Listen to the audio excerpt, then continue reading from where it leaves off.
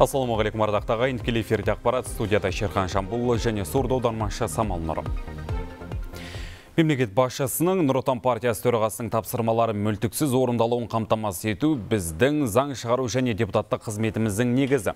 Бүгін мәжілістегі Нұр Отан партиясы фракциясының депутаттары осылай деп сессияға жұмыс жоспарын бекітті. Барлық мақұлданатын заңдар еліміздің үдемелі экономикалық, әлеуметтік дамуына, азаматтарымыздың әл-ауқатын арттыруға бағытталуы қажет деді. Ал құжаттарды қарау барысында барлық азаматтардың пікірлері ескеріледі. Жұмыс топтарының отырыстарына үкіметтік емес ұйымдардың мүшелері, белсенділер шақырылады. Елбасы партия төрағасының әрбір тапсырмасын жоғары деңгейде орындалып, жұмыс жоспарында нақтыланып, фракция жанында кеңестердің, комиссиялардың жұмыс жиналыстарында, эксперттік топтардың жұмыстарында талқыланып, сайлаушылардың ұсыныстары мен заң жобаларында қарастырылуға тиіс. Нұр Отан партиясы бастауыш ұйымдарының жұмысын жаңаша дамытпақ. Бұл жөнінде Павлодарда өтіп жатқан тұңғыш аймақтық форумда жария етілді. Шараға еліміздің 4 облысынан 250 делегат қатысуда. Бір ғана Павлодар өңірінде партияның бастауыш ұйымдарының саны 400-ден асады. 65 мың мүше тіркелген. Ұшқыр жобаларды іске асыруда олардың белсенділігі басқа аймақтарға қарағанда жоғары. Сондықтан мемлекеттік бағдарламаларды іске асырудағы озық тәжірибелер, тиімді әлеуметтік жобалар көпшілік талқылануына ұсынылды. Олардың бірқатары бастауыш партия ұйымдарының белсенділігін арттыруға арналған тұжырымдамаға енгізіліп, қараша айында Астанада өтетін республикалық форумда нақты бекітілді. Бүгінгі жиында партияның кадрлық резервін күшейтіп, олардың саяси білімін жетілдіру мәселелері де қаралды. Қандай бір жаңа тәсілдерді қолдануымыз керек.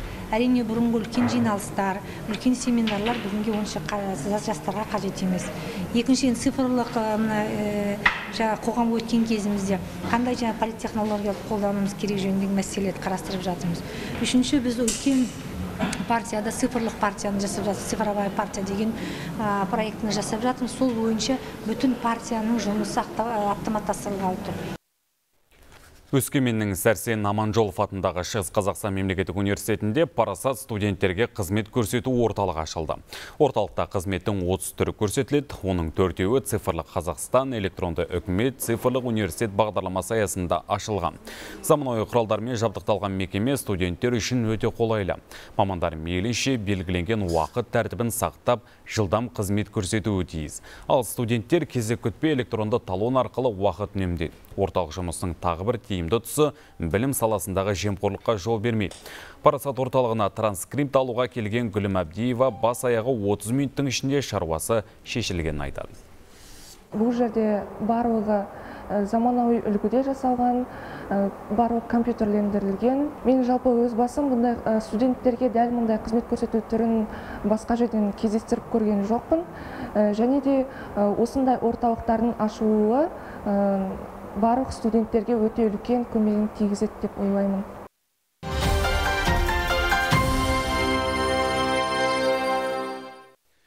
Қарағанды облысындағы Тұзда ауылының оқушылары мектепсіз қалды. Олар ескі әкімшілік ғимаратында оқуға мәжбүр. Себебі білім ордасының жөнделу жұмыстары әлі аяқталар емес. Тендер кеш өткізіліп, жобалық сметалық құжаттар әзір болмаған. Құрылыстың қара күзге дейін созылуының себебі осы. Ата-аналар болса, күн күрт суыса, балаларымызды қайда апарамыз деп алаңдап отыр. Тілшіміз Руслан Нұрланұлы мәселенің мән-жайын анықтап көрді. Тұзда ауылының 144 оқушысы қазір мына бөлмелер қуықта ескі әкімшілік ғимаратында оқып жатыр. Ұстаздар мен ата-аналар жаңа оқу жылының басталуына 3-4 күн қалғанда өз күштермен жуып, реттеп алған. Ғимарат ауылдағы кәсіпкердің жеке меншігінде екен, көмек ретінде уақытша пайдалануға беріпті. Біраз жыл қаңырап бос тұрғандықтан сырты ғана емес, іші де азып тозып кеткен. Бұл мектеп суық, тар. Бұрынғы мектебімізде физкультура жері болған, бұл жерде бұл жоқ. Тезірек мектебімізді ремонттап берсінші. Ауыл мектебі бастан аяқ жөнделеді дегенде ата-аналар жаппай разы болған еді. Алайда құрылыс кеш басталып, балалары мектепсіз қалғанда қуаныштары су сепкендей басылды. Бірінші классқа келгенде дайындық ештеме болған жоқ. Подготовка болады деді. Біз өзіміз 15 күн дайындаймыз деді. Жарайды деді. Оған да келсін. Енді оған подготовканы түрі мектеп мынандай болғаны ешқандай подготовка болған жоқ. Ертерек ойлау керек еді мысалы. Жөнделуі тиіс мектептің қазіргі сиқы адам шошырлық. Құрылыстың әлі 30%-да орындалмаған. Ғимараттың шатыры жабылмаған. Соңғы апталардағы толассыз жауыннан су сорғалап ішке ағып кеткен. Терезелер салынбаған. Аудандық білім бөлімінің басшысы мен құрылысшылар жұмысты бір ай ішінде аяқтаймыз деп отыр. Алайда мұндағы шаруаны бітіру үшін шамамен 4 ай керек екен. Жобалық сметалық құжат бойынша жаңағыдай кішкене жұмыстар болды, соларды жөндеп жасадық жаңағыдай. Одан кейін екіншіден 9 тамызға қарай гаскадан біз рұқсаттама сол кезде алған болатынбыз. Сол жаңағыдай 9 тамыздан бастап басталған болатын жұмыс. Келісім шарт бойынша біз жаңағыдай 27 шілде күні келісім шарт жасағанбыз. Әу баста құжат бойынша құрылысқа 200 миллион теңге сұралған. Бөлінгені 107 миллион теңге ғана. Енді осы қаржыға бірінші кезекте ең қажет деген жөндеу жұмыстары жүргізілмек. Қалған қаражатты келер жылы қайта сұрамақ. Қазір құрылыс басында мектептің ұстаздары мен директоры да қоса жүр. Балалар мына ескі әкімшілік үйінде ұзақ уақыт оқи алмайды, себебі күн кез келген уақытта күрт суы мүмкін. Ал ғимарат болса, ешқандай жылу көзіне қосылмаған. Ата-аналар да осыған қатты алаңдайды. Руслан Нұрланұлы, Бекзат Сәбитұлы, Қазақстан ұлттық телеарнасы, Қарағанды облысынан. Түркістан облысы Түркібасы тауының етегіндегі таңбалы тастар әлі күнге зерттеушілердің назарына ілікпей құпия күйі жатыр. Тарихшылар әзірге Жаңаталап ауылы маңынан табылған петроглифтердің сақ дәуіріне тиесілі екенін ғана айтумен шектелуде.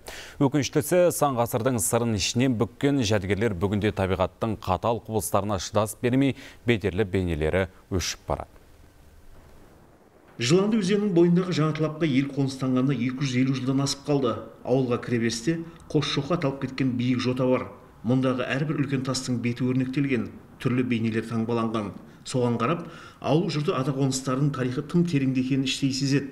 Бірақ тастардағы таңбаны жергілікті жұрттың қызықтағаны болмаса, оны ғылыми тұрғыда зерделеуге әрекеттенген ешкім болған емес. Әсіресе мына қос шоқыдағы үлкен-үлкен тастардың қандай бүгіп атқан сырлары бар екендігі қызықтырады.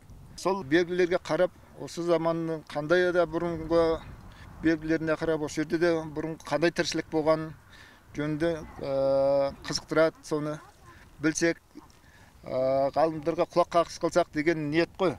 Тастағы таңбалар өзге жерден табылған петроглифтер секілді ежелгі тайпалардың тұрмыс тіршілігінен хабар береді. Өзіндік қолтаңбасымен де ерекше. Тастардың бетіне негізінен аңшының, садақ пен жебе, көшпенділер мәдениетінен хабар беретін керуен, сондай-ақ өзге де аңқұстың сұлбасы бейнеленген.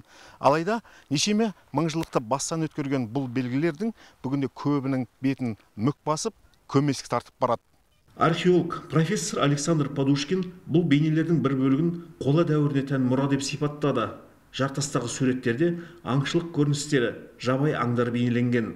Вторая группа композиций животных с высоко загнутыми рогами. Жылқы, таутеге және өзге де мүйізді жануарлар бейнеленген екінші композициялар темір дәуірінің ерте кезеңдеріне тән. Бұл сол кезеңде өмір сүрген сақтардың өнері мен мәдениетін танытады. Жалпы алғанда Жаңаталап петроглифтері тарихи құндылықпен бірге көркемдік мәнге де ие. Профессор тарихи орынды жіті зерделеуісіне енді осы кезеңдерді жетік білетін археолог мамандарды тартпақ. Ал көне жәдігерлерді бүлдірмей сақтап қалу, оны қорғау тек жергілікті биліктің құзыреті ғана жететін тірлік болып тұр. Түркістан облысынан Ғани Қалмаханов, Нұрлан Нұрбек, Қазақстан ұлттық телеарнасы. Жапонияда қуатты зілзаладан кейін 5 миллионнан астам тұрғын электр жарығынсыз қалды. Соңғы деректерге сай табиғи апаттан 7 адам қаза тауып, 32-сі із-түзсіз жоғалып кеткен. 120 тұрғын жараланды. Қуаты 6,7 балдық дүмпу елдің солтүстігіндегі Хоккайдо аралында болды. Одан кейін лай көшіп ғимараттар құлаған. Кейбір аудандарда су жүйесі де істен шықты. Сақтық шарасы ретінде атомдық электр станциялары төтенше жағдайлардағы резервті қуатына көшірілді. Сонымен қатар аралға қатынайтын пойыздарда тоқтап тұр. ақш пен Қытай арасындағы саудасы салдарынан америкалық фермерлер сиыр етін экспорттай алмай шығынға белшеден батты. Президент Дональд Трамптың бұл саясатын әсіресе елдің Вирджиния штаты зардап шегіп отыр. Соңғы деректер бойынша Қытайға экспортталатын сиыр етінің тарифі 37%-ға өскен. Мұндай қымбат салықты қытайлықтар төлегісі келмейді. Айта кетсек, ақштың сауда министрлігінің деректеріне қарағанда елде биыл шілде айында сауда дефициті 50,1 миллиардты құрады. Және Құрама Штаттар сауда соғысына миллиардтаған доллар шығынға батып отыр. Солтүстік Корея лидері Ким Чен Ын Дональд Трамптың бірінші президенттік мерзім аяқталғанша ядролық қарудан бас тартуды көздеп отыр. Және де ол Оңтүстік Корея басшысымен 3-ші рет саммит өткізуге келісті. Бұл кездесу қыркүйектің 18-20 күндері Пхеньянда өтіп, онда Корея түбегін ядролық арсеналдан тазартуға бағытталған іс-шаралар талқыланы. Айта кетсек, бұған дейін сәтсіз аяқталған келіссөздерде Солтүстік Корея ақш-тан әскерін Оңтүстік Кореядан алып кетуді және өзіне қауіпсіздік кепілдігін беруді талап еткенді. Ал бүгін Ким Трампқа сенімін жоғалтпаған және Америка президенті жайлы жағымсыз сөз айтпаған мәлімдеп отыр. Осы айдың соңында латын қарпіне негізделген жаңа әліпбидің басты емле ережелері дайын болады. Бұл туралы Алматыда бас қосқан тіл ғалымдар айтты. Олардың айтуынша жаңа әліпбиде дыбыс үндестігі, орфография, орфоэпия, біріккен сөздер мен кіріккен сөздерге қатысты ережелерге көптеген өзгерістер енгізілмек. Өйткені бұрынғы ереже басқа тілдің қарпіне негізделгендіктен қазақ тілінің әуезділігі табиғи қалпы айтарлықтай бұзылған. Мәселен, кириллицадағы жіңішкелік белгісімен жазылатын халықаралық терминдер енді қазақша әрпімен жазылмақ. Мысалы, ансамбль сөзі алдағы уақытта әнсамбль деп оқылады. Ғалымдар осындай қадам арқылы тіліміздің төл заңдылықтарын қалыпқа келтіру керек дейді. Бұрынғы әліпби ол біздің дыбыстарында екесе көп әліпби болған. Сондықтан бұрынғы емле ережелерімізді ол тек қазақтың емле ережесі болған жоқ, ол қазақ және орыстың ережесі болды. Бірақ 42-дің орнына 32 жасағанымыз үлкен жетістік. Кезінде ахаңдар 24 дыбыс қазақ тілінде бар деген. Қолжетімді ортаны қалыптастыру. Дәл осындай атауда арқау еткен республикалық семинар бүгін өз жұмысын бастады.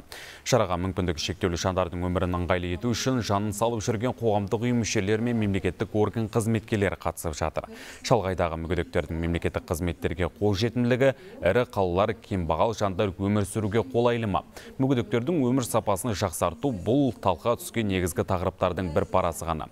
Жалпы еліміз бойынша 640 мыңнан астам мүгедек бар. Олардың 59% қалада тұрса, 41% ауылда өмір сүреді. Көбінің әлеуметтік жағдайы мәз емес. Мемлекет тарапынан қолға алынып жатқан істер баршылық. Дей тұрғанмен ол аздық етеді дейді мүгедектер. 600-ден асық мемлекеттік қызмет біздің осы сондарда көрсетіледі біздің халыққа.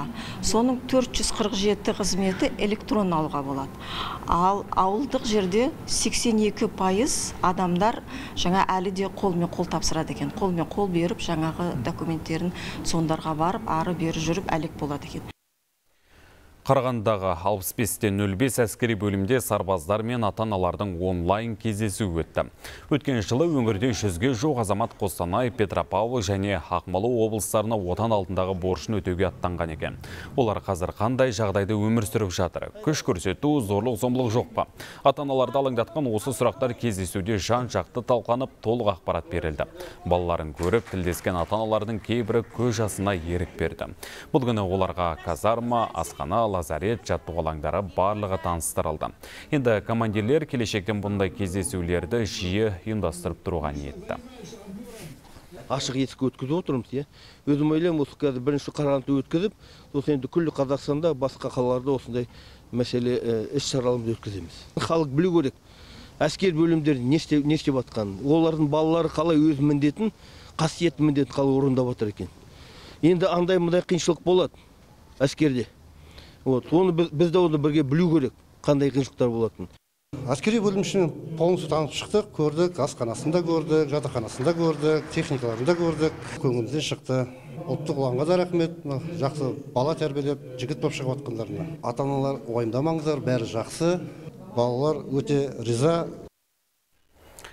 Келесі ақпарат кешкі 8-де болады, көріңіздер. Ал біздің әзірге айтарымыз осы, аман сау болыңыздар.